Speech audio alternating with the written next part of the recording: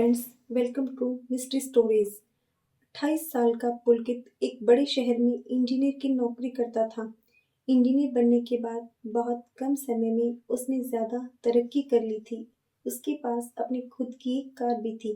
एक बार हुआ ये कि पुलकित के किसी रिश्तेदार की शादी तय हुई थी। उसे भी उस शादी के लिए निमंत्रण मिला था, इसलिए वो दूसरे शहर जाकर उस शादी का हिस्सा बना। अगले दिन उसे बहुत ज़रूरी काम था, इसलिए ना चाहते हुए भी रात के समय उसे अपने शहर के लिए रवाना होना पड़ा। वापस आते वक्त उसने एक ढाबे पर खाना खाया। उसने अपने मोबाइल पर लोकेशन चेक की तो उसे पता चला कि हाईवे पहुंचने का एक शॉर्टकट रास्ता भी है। आते वक्त उसे उस रास्ते के बारे में नहीं पता था, लेकिन उसने फैसला किया कि जाते समय वो उस रास्ते से ही हाईवे पहुंचेगा। खाना खाने के बाद पुलकित ढाबे वाले को खाने के पैसे देता है और फिर कहता है कि हाईवे जाने वाले रास्ते के बारे में मुझे बताओ, मैं वहां जाना चाहता हूँ। इसके लिए मुझे क्या करना होगा? उसके चेहरे पर डर साफ झलक रहा था। ढाबे वाला बोला, भाई साहब, आप ऐसा क्यों पूछ रहे हैं? तो पुलकित ने कहा, क्या हुआ? आप बहुत परेशान लग रहे हैं। ढाबे वाले ने कहा, जी कुछ भी तो नहीं। तो अभी भी उस सड़क के बारे में पूछा ना, इसलिए मैं थोड़ा डर गया। मेरी आपसे विनती है कि आप उस वाले रास्ते से ना ही जाएं। पुलकित, क्यों? ऐसा क्या है उस सड़क पर जो आप इतना डर रहे हैं? मुझे इस पर ना जाने की सलाह दे रहे हैं। ढाबे वाला कहता है, जी देखिए, आप ठहरे शहरी लोग, आप क्यों मेरी बात मानेंगे? तो पुलकित ने कहा, अरे कहो तो, बात क्या है? मुझे बताओगे भी? ढाबे वाले ने कहा, जी बात ये है, इस उस सड़क पर एक चुड़ैल रहती है। पुलकित ने कहा, क्या? ढाबे वाला कहता है, हाँ ये सच है। वहाँ आसपास के गांव में रहने वाले लोग कहते हैं कि इस सड़क पर एक चुड़ैल रहती है जो कि किसी भी रूप में आ सकती है। आज तक जो भी उसे रास्ते से गुजरता है वह जिंदा नहीं बचता, और जिंदा बच भी गया तो वो किसी हादसे में मारा जाता है। उसने आत्महत्या कर ली। तो पुलकित कहता है, ये क्या बकवास कर रहे हो? आज के जमाने में भूत प्रेत की बातों में विश्वास नहीं रखता। ढाबे वाले ने कहा, देखिए साहब, मैंने पहले ही कहा था आप शहर के रहने वाले हैं, आपको मेरी बात पर विश्वास नहीं होगा। खैर, आपको बताना मेरा काम था, अब जाना न जाना आपकी मर्जी। मनोरंजन के लिए आपका धन्यवाद, लेकिन मैं इन बातों पर विश्वास नहीं करता। पुलकित ने कहा, अब मुझे निकलना चाहिए। ऐसा कहते हुए पुलकित वहां से जाने लगा कि तभी उसकी ढाबे वाले के पीछे से जोर से चिल्लाते हुए कहा, एक बात याद रखना साहब, उस रास्ते पर किसी को लिफ्ट मत देना। लेकिन पुलकित इस बात पर कोई ध्यान नहीं देता। वह अपनी कार स्टार्ट करता है और आगे बढ़ता है। आधे घंटे के सफर के बाद उस जगह पर पहुंचा जहां से लेफ्ट टर्न लेते ही वो सड़क शुरू होती थी। वहां पहुंचते ही उसने अपनी गाड़ी को ब्रेक लगा दिया। उसके दिमाग में ढाबे वाले की बातें घूमने लगी। वो सोचने लगा कि क्या वाकई में सड़क से जाना ठीक होगा या नहीं। लेकिन फिर उसने सोचा कि ये रास्ता हाईवे पहुंचने का शॉर्टकट है। अगर वो इसी रास्ते से जाएगा तो जल्द ही हाईवे पर पहुंच जाएगा। उसके बाद उसने लेफ्ट साइड की ओर टर्न ले लिया। उस सड़क पर सफर करते हुए पुलकित को 20-25 मिनट हो चुके थे। इस बीच उसे उस सड़क पर ना ही कोई और गाड़ी आती दिखाई दी और ना ही कोई लोग दिखा। वो सड़क पूरी तरह से सुनसान थी और कच्चा रास्ता होने की वजह से सड़क पर कोई स्ट्रीट लाइट भी नहीं लगी हुई थी। स्ट्रीट लाइट न होने के कारण सड़क पर बहुत ही गहरा अंधेरा छाया हुआ था, जो कि इस माहौल को और भी डरावना बना रहा था। इस वजह से पुलकित को थोड़ा थोड़ा डर लगने लगा। उससे ऊपर ढाबे वाले की कही हुई बात भी उसे याद आने लगी और बहुत परेशान करने लगी। अचानक दूर से ही पुलकित को सड़क पर कोई खड़ा हुआ दिखाई दिया। पास पहुंचने पर उसने देखा कि 20-21 साल की एक खूबसूरत लड़की सड़क के किनारे खड़ी थी, किसी के आने का इंतजार कर रही थी। जैसे ही उसने उसके नजदीक जाकर कार रोकी, उसने देखा वो पूरी तरह से उस पे मंत्रमुग्ध हो गया। वो लड़की बेहद ही खूबसूरत थी और उसने सफेद रंग का सलवार कमीज पहना हुआ था। उसे देखने के बाद तो उसके दिमाग से सारा डर ही भाग गया। उस लड़की ने कहा, क्या आप मुझे आगे तक छोड़ सकते हैं? मैं आगे हाईवे के पास वाले गांव में रहती हूँ। उस लड़की के ऐसा कहने पर भी पुलकित को कोई फर्क नहीं पड़ा और वह उसे देखता ही रहा। उस लड़की ने दोबारा कहा, हेलो, आप कहाँ खो गए? पुलकित, माफ कीजिएगा, आपने अभी कुछ कहा क्या? लड़की, जी मैं कह रही थी, क्या आप मुझे आगे चंदनपुर गांव में छोड़ सकते हैं? ये गांव अभी आगे हाईवे से पहले ही है। वो मेरी साइकिल का टायर पंचर हो गया। मैं पिछले 1 घंटे से यहाँ पर फंसी हुई हूँ, किसी के आने का इंतजार कर रही हूँ। इतने में आप आ गए, क्या आप मुझे वहां तक छोड़ देंगे? पुल कहा, जी मैं अभी हाईवे की ओर ही जा रहा था, आप बैठे मैं आपको उस गांव में छोड़ दूंगा। लड़की ने कहा आपका बहुत बहुत शुक्रिया। पुलकित ने बोला थैंक यू बोलने की ज़रूरत नहीं है। लड़की ने कहा जी आप क्या बोल रहे हैं। तो लड़की ने चौंकते हुए कहा क्योंकि उसे इंग्लिश नहीं आती थी। पुलकित ने कहा मेरे कहने का मतलब है कि इसमें शुक्रिया कहने की कोई ज़रूरत ही नहीं है। मेरी जगह अगर कोई और भी होता तो वह भी यही करता। पुलकित समझ गया था कि लड़की को इंग्लिश नहीं आती। इसके बाद वो लड़की कार के पीछे वाली साइड पर बैठ गई। इसके बाद पुलकित इंजन स्टार्ट करता है, उस लड़की को लेकर आगे की सफर पर निकल पड़ा।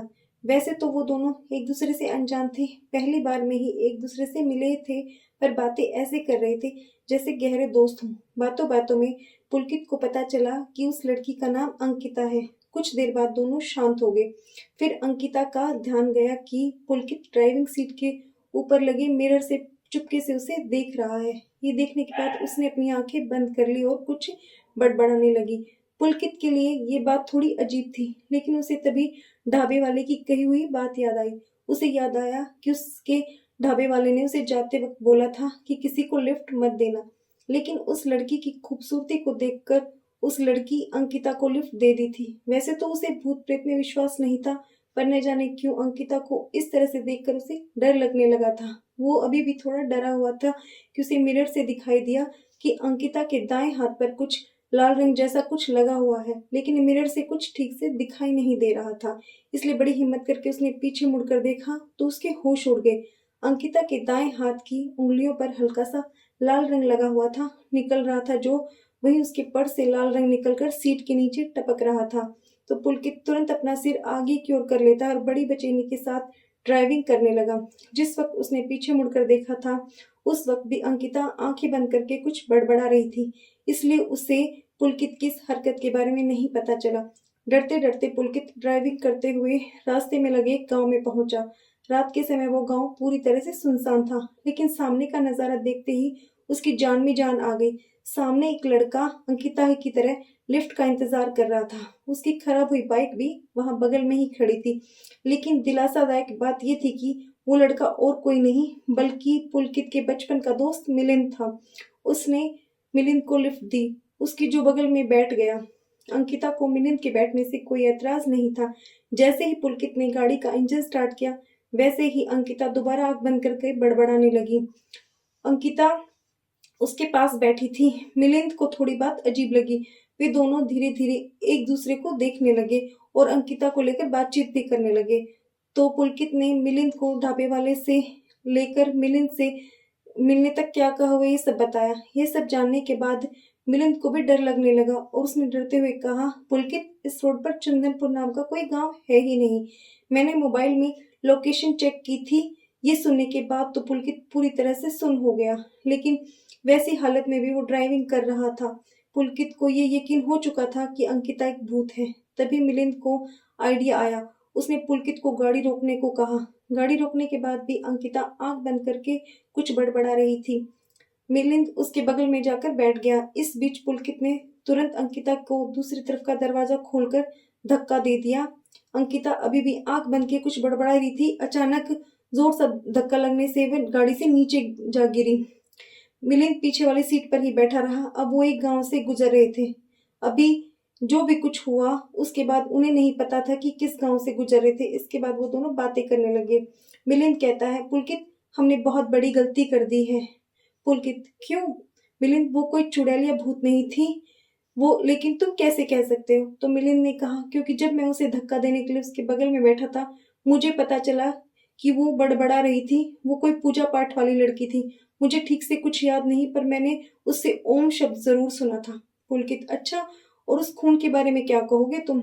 मिलिंद ये कोई खून नहीं, औरतों के मेकअप का सामान है, खुशबू से ही पता चलता है। मुझे थोड़ा जुकाम है, इसलिए सीट के नजदीक पहुंचते ही मुझे खुशबू आ रही है। पर क्या तुम्हें नहीं आई ये खुशबू। पुलकित हाँ आई तो थी, पर मैं इतना डरा हुआ था कि मत पूछो। खैर अब बहुत बड़ी गलती हो गई। उसे इस चुड़ैल समझकर हमने गाड़ी से बाहर फेंक दिया। मिलिंद सही में बहुत बड़ी गलती हो गई। पुलकित एक मिनट, तुमने तो कहा था कि चंदनपुर नाम का कोई गांव है ही नहीं। तो लड़की ने तो मुझे चंदनपुर का नाम लिया था और उसे वहां उतरना था, तो ये कैसे हो सकता है। मिलिंद अरे पुलकित सीधी सी बात है, रास्ता भटक कर आ गई होगी यहाँ। तो पुलकित ने कहा, ए मिलिंद, मुझे अच्छा नहीं रहा, अंकिता के लिए क्यों ना हम वापस उसे लेने चले। तो मिलिंद कहता है, लेकिन वो हमें माफ नहीं करेगी, बहुत गुस्सा करेगी क्योंकि हमने उसे धक्का दिया है, उसे चोट भी लगी होगी। पुलकित, छोड़ो ना, माफी मांग लेंगे, देख तो लेंगे उसके साथ क्या हुआ।